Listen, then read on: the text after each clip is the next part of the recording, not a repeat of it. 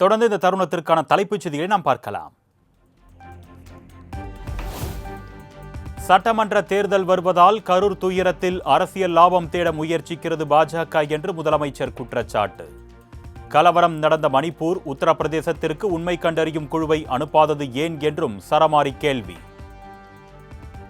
கரூருக்கு மட்டும் உடனே அனுப்புறாங்கன்னா தமிழ்நாட்டு மேல இருக்கிற அக்கறையால கிடையாது. இங்கதான் நீங்க கவனிக்கணும், அடுத்த ஆண்டு தேர்தல் வருது. இதுல ஏதாவது அரசியல் ஆதாயம் கிடைக்குமா? இதை வச்சு யாரையாச்சும் மிரட்டலாமா, உருட்டலாமா அப்படின்னு பாக்குறாங்க. கரூருக்கு மட்டும் உடனே அனுப்புறாங்கன்னா தமிழ்நாட்டு மேல இருக்கிற அக்கறையால கிடையாது. இங்கதான் நீங்க கவனிக்கணும், அடுத்த ஆண்டு தேர்தல் வருது. இதுல ஏதாவது அரசியல் ஆதாயம் கிடைக்குமா? இதை வச்சு யாரையாச்சும் மிரட்டலாமா, உருட்டலாமா அப்படின்னு பாக்குறாங்க.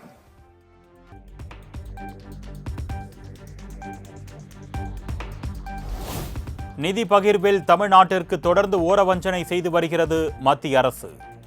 ராமநாதபுரம் அரசு விழாவில் முதலமைச்சர் மு.க.ஸ்டாலின் குற்றச்சாட்டு. நிதி பகிர்விலையும் ஓரவஞ்சன, சிறப்பு திட்டம் எதையும் அறிவிக்க மாட்டாங்க, பள்ளி கல்விக்கான நிதியை தரமாட்டாங்க. பிரதமர் பேரில் இருக்கக்கூடிய ஒன்றிய அரசு திட்டங்களுக்கு நாம தான் படியிறக்கணும். தமிழ்நாடு மேல அவங்களுக்கு இருக்கக்கூடிய வன்மத்தை எப்படியெல்லாம் காட்டுறாங்கன்னு நான் சொல்லித்தான் நீங்கள் தெரிந்து கொள்ள வேண்டிய அவசியத்தில் இல்லை.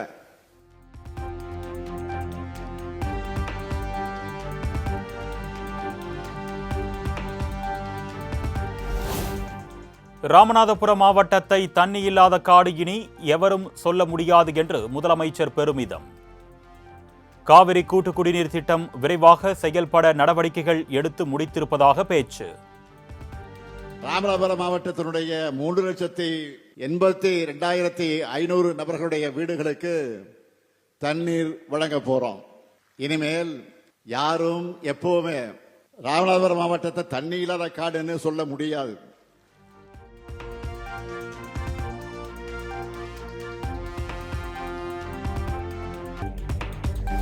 மாநிலங்களே இருக்கக்கூடாது என்று எண்ணும் பாஜகவுடன் அதிமுக கூட்டணி வைத்திருப்பதாக முதலமைச்சர் விமர்சனம்.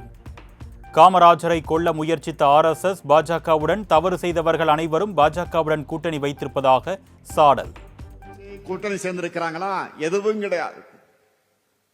தவறு செஞ்சவங்க அத்தனை பேரும் அடைக்கலமாகி தங்களுடைய தவறுகளிலிருந்து தப்பிப்பதற்காக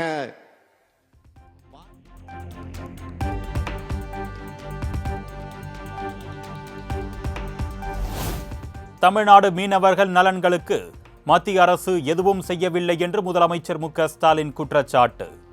கச்சத்தீவு பிரச்சினை பற்றி இலங்கையுடன் மத்திய அரசு பேச்சுவார்த்தை நடத்தாதது ஏன் என்றும் கேள்வி.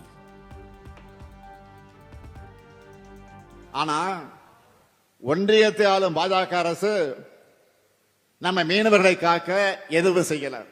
கச்சத்தீவை தரமாட்டோம்னு இலங்கையினுடைய வெளியுறவுத்துறை அமைச்சர் சொல்லுகிறார். இதுக்கு இந்திய வெளியுறவுத்துறை அமைச்சர் ஏதாவது மறுத்து பேசியிருக்க வேண்டும்.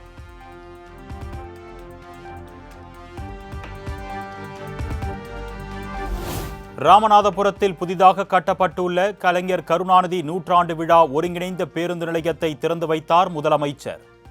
பரமக்குடி மற்றும் கோவிலாங்குளத்தில் கல்லூரி மாணவர்களுக்கான சமூக நீதி விடுதி கட்டிடங்களையும் திறந்து வைத்தார்.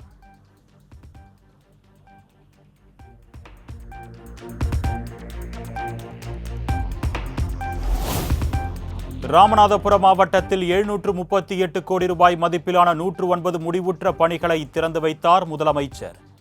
134 கோடி ரூபாய் மதிப்பீட்டிலான 150 புதிய திட்டங்கள் பணிகளுக்கு அடிக்கல் நாட்டியும் 426 கோடி ரூபாய் மதிப்பிலான நலத்திட்ட உதவிகளையும் வழங்கினார். 1801 வீடுகள். உங்களுடன் ஸ்டாலின் திட்டத்தில் 28,909 பேர் பயன். நலம் காக்கும் ஸ்டாலின் திட்டத்தில் 9,365 பேருக்கு மருத்துவ உதவிகள். 1,85,543 மீனவர்களுக்கு ரூபாய் 371.38 கோடி மதிப்பீட்டில் நலத்திட்ட மதிப்பீட்டில் 231 படிகள்.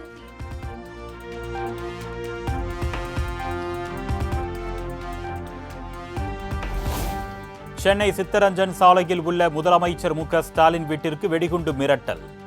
மோப்பனாய் உதவியுடன் மேற்கொள்ளப்பட்ட சோதனையில் வெடிகுண்டு மிரட்டல் புரளி என தகவல்.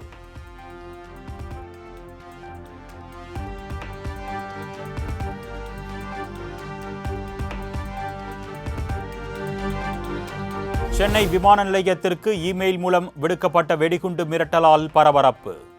மணிக்கணக்கில் நடைபெற்ற சோதனையில் மிரட்டல் புரளி என தெரிய வந்ததால் பயணிகள் நிம்மதி.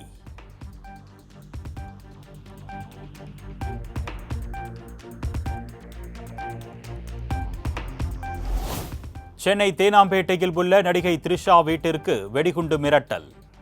ஆளுநர் மாளிகை, பாஜக தலைமை அலுவலகம், நடிகர் எஸ்.வி. சேகர் வீட்டிற்கும் மிரட்டல் விடுக்கப்பட்டதால் பரபரப்பு.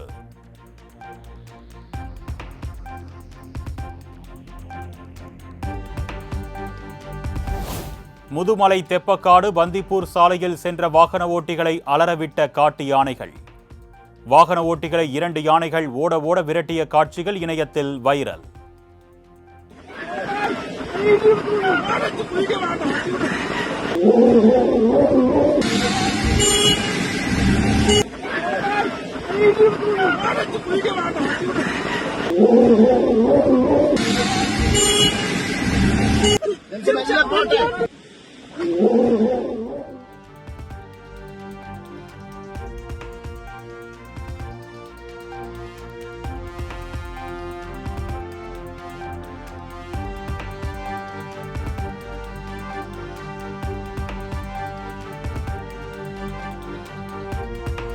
அரசியல் கட்சிகளின் ரோட் ஷோ போன்ற நிகழ்ச்சிகளுக்கு வழிகாட்டு நெறிமுறை வகுக்க தமிழக அரசுக்கு உத்தரவிடக் கோரிய வழக்கு சென்னை உயர்நீதிமன்றத்தில் இன்று விசாரணை.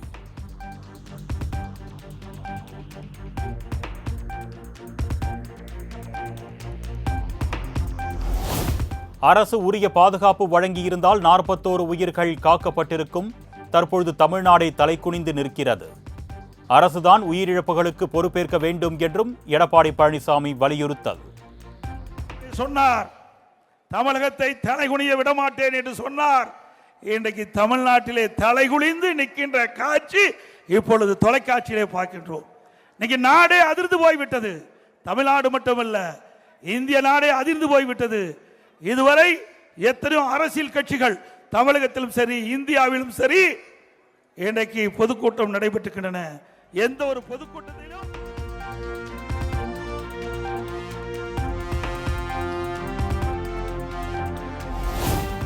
அரசு செயலாளரை கொண்டு அரசியல் செய்ய வேண்டாம் என்று திமுக அரசுக்கு எடப்பாடி பழனிசாமி எச்சரிக்கை. தவறான செயல்களில் ஈடுபடும் அதிகாரிகளை விட மாட்டேன் என்றும் திட்டவட்டம். நடந்த சம்பவத்தை எப்படி ஒரு செயலாளர் சொல்ல முடியும்? இது அவமதிப்பு. ஒரு நபர் கமிஷன் அமைக்கப்பட்டு விட்டது. துறை செயலாளரை வைத்து அரசியல் செய்ய வேண்டாம்.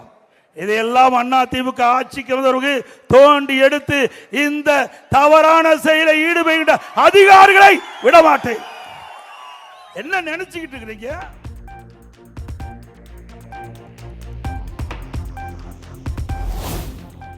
துணை முதலமைச்சர் உதயநிதி கரூருக்கு வந்து பார்த்துவிட்டு உடனே மீண்டும் சுற்றுலாவுக்கு சென்றதாக எடப்பாடி பழனிசாமி விமர்சனம். கரூர் துயர சம்பவம் தொடர்பாக முன்னாள் அமைச்சர் செந்தில் பாலாஜி பதறுவது ஏன் என்றும் கேள்வி. இங்க இருக்கின்ற துணை முதலமைச்சர் ஒருத்தர் இருக்கார், உல்லாசமா வெளிநாடு போயிட்டார். ஏங்க இங்க பத்தி எரிஞ்சுக்கிட்டு இருக்குது, நாட்டு மக்கள் பதறி துடித்து கொண்டிருக்கிறாங்க. உடனே தனி விமானத்தை பிடிச்சி வர்றாரு திருச்சி. உடனே கரூருக்கு வராரு, பார்த்தாரு.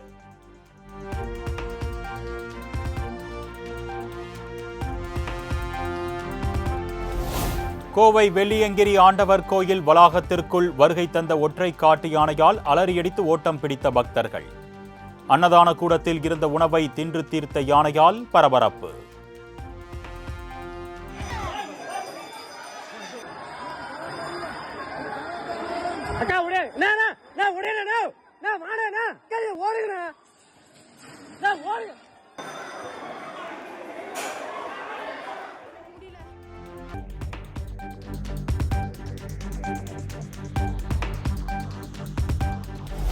மதுரை கள்ளிக்குடியில் கல்குவாரியை மூட வேண்டும் என்ற பொதுமக்களின் கோரிக்கையை உடனடியாக நிறைவேற்றிடுக.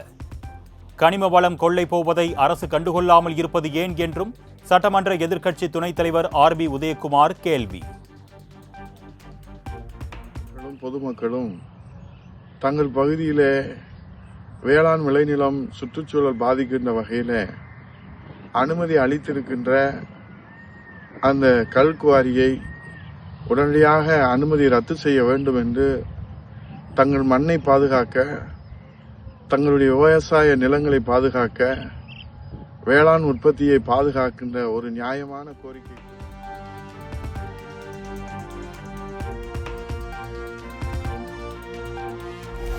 மதுரை மாவட்டம் திருமங்கலம் பகுதியில் நிலத்தடி நீர்மட்டத்தை பாதிக்கும் கல்குவாரிக்கு தடை விதிக்க வலியுறுத்தல்.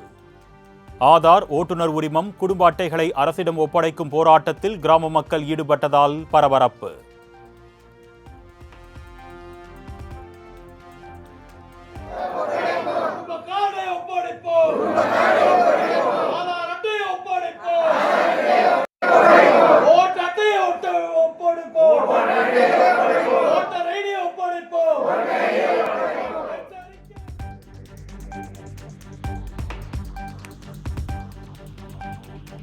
சென்னை ராயப்பேட்டையில் அடிவேரோடு சாய்ந்த ராட்சத மரம்.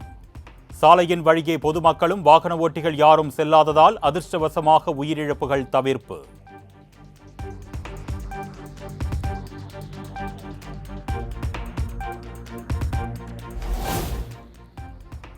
கோவையில் தனியார் மாலில் மிகவும் விமர்சையாக நடைபெற்ற டைனோசர் திருவிழா. பல்வேறு வடிவங்களில், வண்ணங்களில் அமைக்கப்பட்ட அசையும் வடிவிலான டைனோசர்களுடன் விளையாடி மகிழ்ந்த குழந்தைகள்.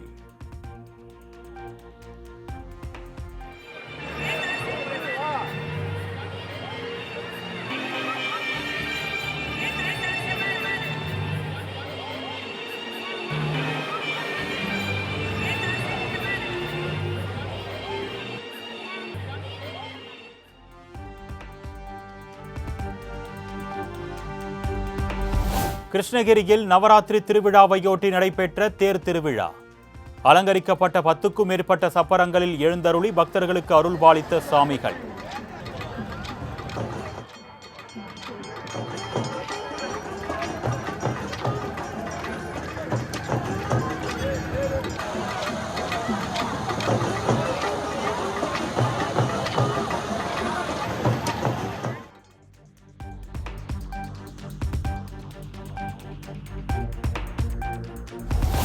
இந்தியாவுடனான வர்த்தக ஏற்றத்தாழ்வுகளை உடனடியாக சீரமைக்க வேண்டும்.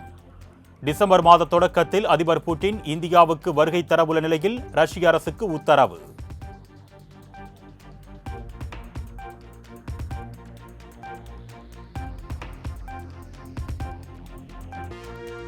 குலசேகரப்பட்டினம் முத்தாரம்மன் கோவிலில் தசரா திருவிழாவின் இறுதி நாளில் கோலாகலமாக நடைபெற்ற சூரசம்ஹாரம். நள்ளிரவில் கடற்கரையில் சிம்ம வாகனத்தில் வீரப்பல் விரிசடையுடன் எழுந்தருளி மகிஷாசுரனை வதம் செய்த முத்தாரம்மன்.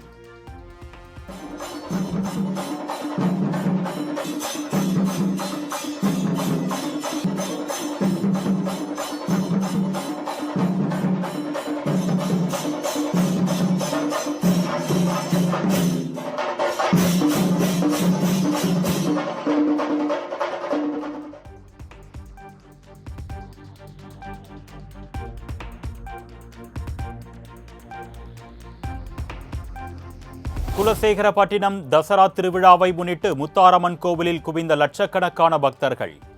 காளி, அம்மன், சிவன் உள்ளிட்ட பல்வேறு வேடங்கள் தரித்தும் அக்னி சட்டி ஏந்தியும் நேர்த்திக்கடன்.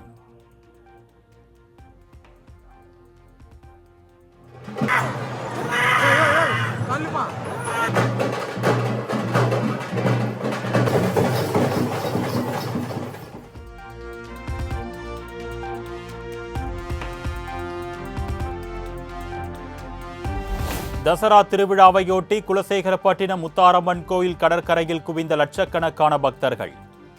அலைகள் கொஞ்சும் கடற்கரையில் குழுமியிருந்த பக்தர்கள் கூட்டத்தின் கழுகு பார்வை காட்சி.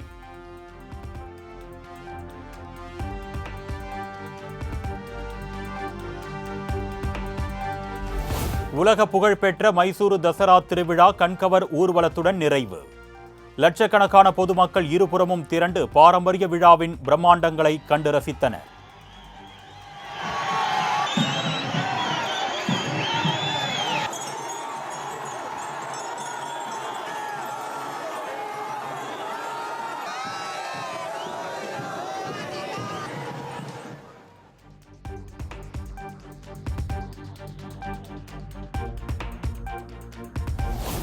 $750 கிலோ எடையுள்ள தங்கத்தாலான அம்பாரியில் சாமுண்டேஸ்வரி தேவியின் சிலையை சுமந்து கொண்டு வந்த யானைகளின் அணிவகுப்பு. லட்சக்கணக்கான பக்தர்கள் சாலையின் இருபுறமும் நின்று கண்டு ரசிப்பு.